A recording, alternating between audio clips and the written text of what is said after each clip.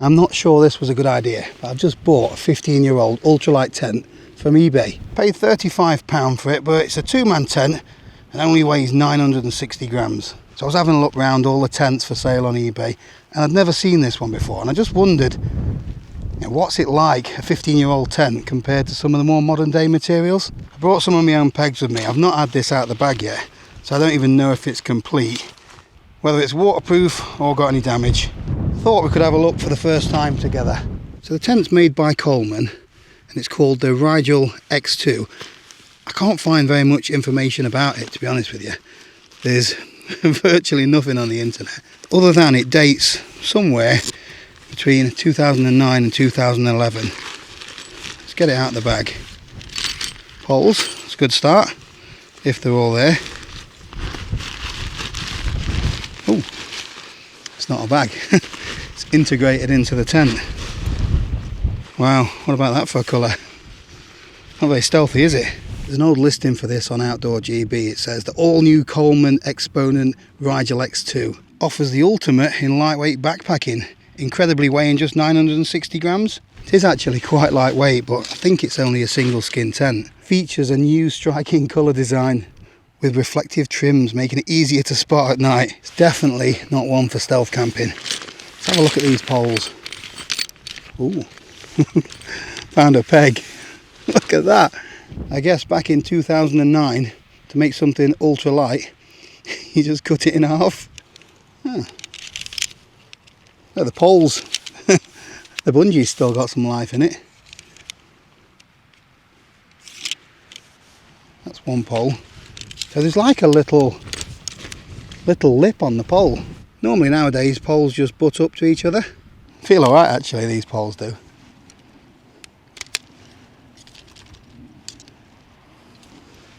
The fancy name for them is Air Hercules. Tough as old boots then. It's a mix of aluminium and scandium, whatever that is. Right, so in total I've got 5 pegs. Not a great deal of stopping power there if it gets windy, but we'll see how it goes. A little bit damp here, but it is what it is.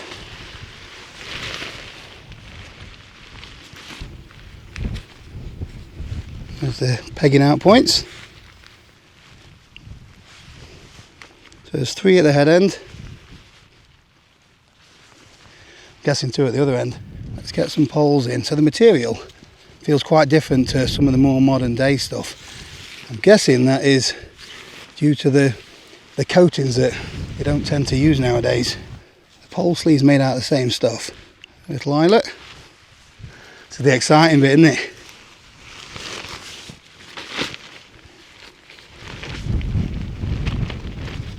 Oh yeah, starting to look the part now.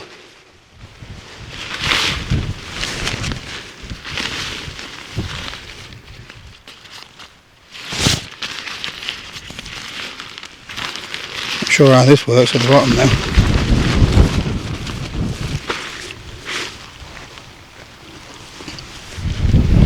There's a little bag as well. Let's have a look. That's a little repair kit, patches and stuff like that. I think there's some glue as well. Not sure if that's any good. No expense spared, all the mod cons back in 2009. So speaking of expense, this would have been 59 quid I think back in the day. So it holds its price really well, considering I paid 35 for it. But it's different, isn't it?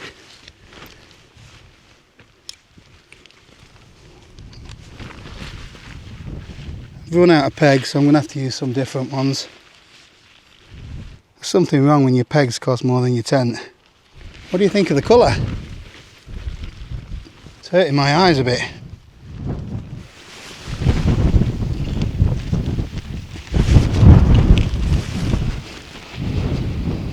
See if we can get it a bit more taut. A bit flappy, isn't it? The guy line tension is a bit like a ring pull from a can of pop. It's the ventilation mesh.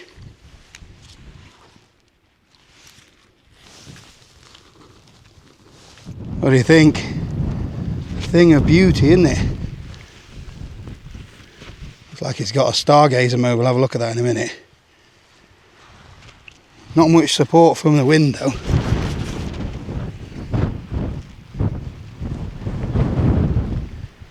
Not sure that this was designed with summit camping in mind.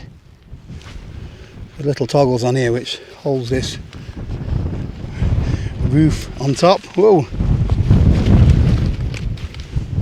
I've read a couple of reviews on the internet on like a camping forum or something like that, old school one, and this doesn't get rave reviews, to be honest, when it comes to weather resistance. Leaks in water from the top through the flap when it's windy. I know what you're thinking, you want to look inside, don't you? So there's one little velcro at the bottom, so you can see that it'll take a bit of a hammering in the wind. I think Coleman do with the Cobra, is it, which is like a double skin version of this. Looks a lot more robust. Oh,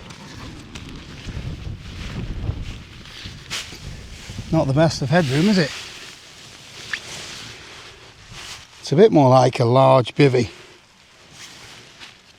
Apparently this is big enough for 2 people. All I can say is they must have been a bit skinny back in 2009. We got another toggle there. We have. The headroom is pretty naff, although it is quite bright in here, and I quite like stargazer mode. This is definitely one for fine weather. Some ventilation at the top, and it does look fine enough to keep the midges out. So I've mentioned this quite a few times when it comes to cheaper polyester tents. The coatings do deteriorate. This is where the tape seam is coming away, look. So water will be getting in there. Again, it's coming off here. It's a 15-year-old tent. I don't know how long it's been used, but even when it's in storage, you know, these materials, they start to age and crack. This will need quite a bit of work to make it waterproof. I've actually brought a water bottle with me, so we can just tip a bit on, see if there is any sort of beading on it. The ground sheet's starting to feel a little bit damp already where I've laid on it. This is the thing with some second-hand stuff. You don't necessarily know what you're getting. Let's chuck a bit of water on it just for fun.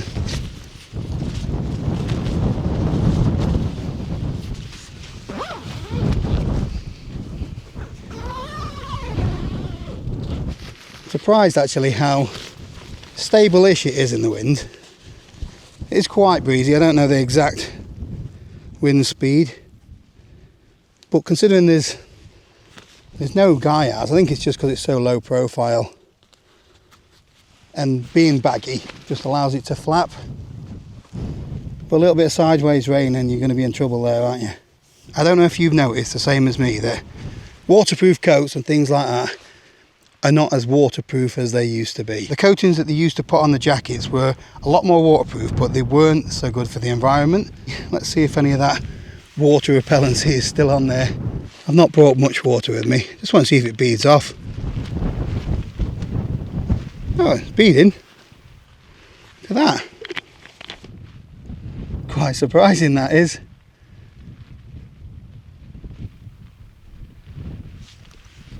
Let's have a look on this top cover. Yeah.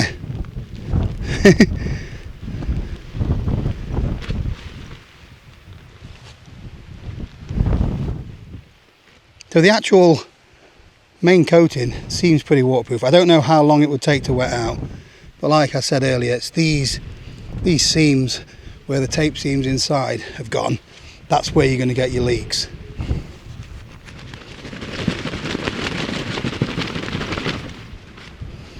Yeah, it's just sitting on top. That's better than I thought it would be. So there are quite a few things on here that they still do on tents now. You still get tents with this mesh kind of pole sleeve. Even on some expensive tents, you still get this rubbish toggle and bit of material system, which is even worse when it's on a door.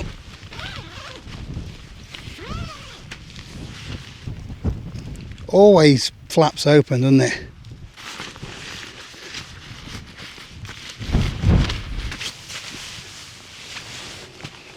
Already coming undone, look. Poles and little grommets. Still pretty standard on a lot of tents these days, as well as cheap aluminium pegs. although I've not seen them that small before. Ultralight guy lines. I found a little bit of damage, look. Although you tend to see areas like this get more reinforcement on them nowadays. That's your Air Hercules. I love all these fancy names that manufacturers come up with. Whether that's Air Hercules or Super Alloy. The latest tents are made out of ultra fabric. Would you still buy it if it was called average or moderate? But even for 15 years ago, I've got no idea what the designer was thinking with this.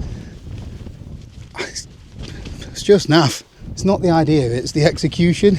You do get lots of high-end tents that have some sort of cover that you can remove or put back on, which gives you this kind of ventilation. This is just like a kite flapping around. Look, this needs to be a lot more taut somehow. You've got to admire Coleman for trying something different though. I don't remember many single skin tents from this sort of era, not backpacking tents anyway, especially in the UK. And I guess they've made quite a few compromises just to keep the weight under a kilo. They always have this magic figure that they want to get under, don't they? Looks a little bit of a featherweight Van Gogh Banshee, doesn't it? Definitely not as robust. There's no guying out from the sides at all.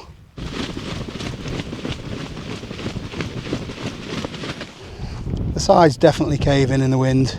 If it's raining and that fly touches your sleeping bag inside, you're going to get a bit wet. But I actually think the tent would still stand up.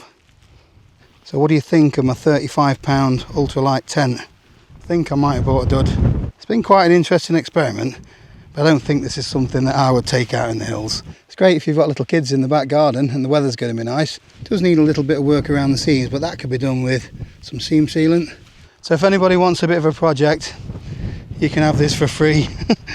I'll drop a link in the description below where someone will get picked out at random. If you've got any interesting stories or nightmares when it comes to eBay purchases, let everyone know in the comments below. It'd be interesting to hear them. This certainly wasn't the eBay bargain I was hoping for. Thanks for watching. See you next time.